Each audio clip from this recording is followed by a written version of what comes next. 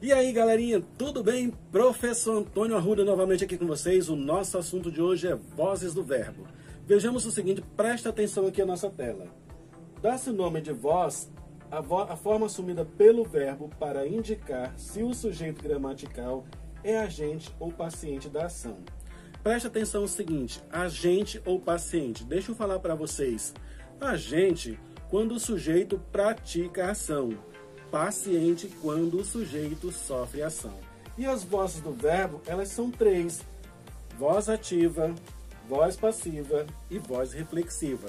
Vamos ver o que representa cada voz dessa aqui. Como já dito antes que as vozes do verbo são três, presta atenção no seguinte. Elas podem ser ativa, passiva e reflexiva.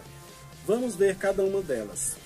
Voz ativa, quando o sujeito pratica a ação verbal. Se o sujeito fez algo, se o sujeito realizou a ação, praticou algo, neste caso vai ser voz ativa. Voz passiva, quando o sujeito sofre a ação verbal. Se o sujeito sofreu a ação, se ele sofre algo, neste caso vai ser voz passiva. Voz reflexiva, quando o sujeito pratica e sofre ação verbal. Se o sujeito ele praticou a ação e ao mesmo tempo ele sofreu a ação, neste caso vai ser voz reflexiva. Vamos ver alguns exemplos de cada uma delas. Voz ativa. O aluno quebrou a cadeira. O que o aluno fez?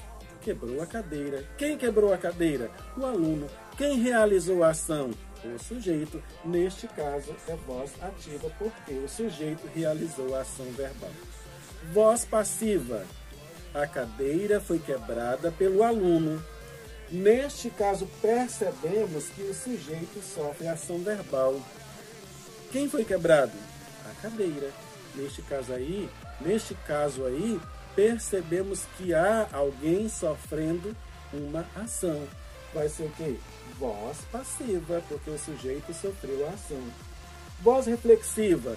Já falei para vocês que voz reflexiva é quando o sujeito ele sofre a ação e pratica ao mesmo tempo, ou seja, pratica a ação e sofre ao mesmo tempo. A menina penteou-se. Presta atenção no seguinte. Quem foi penteada? A menina. Quem penteou a menina? Ela mesma. Neste caso, ela sofreu a ação e ela praticou a ação ao mesmo tempo. Neste caso, então, vai ser voz reflexiva. Então, meus queridos aluninhos, entenderam bem o que é vozes do verbo? Muito obrigado e até a nossa próxima aula.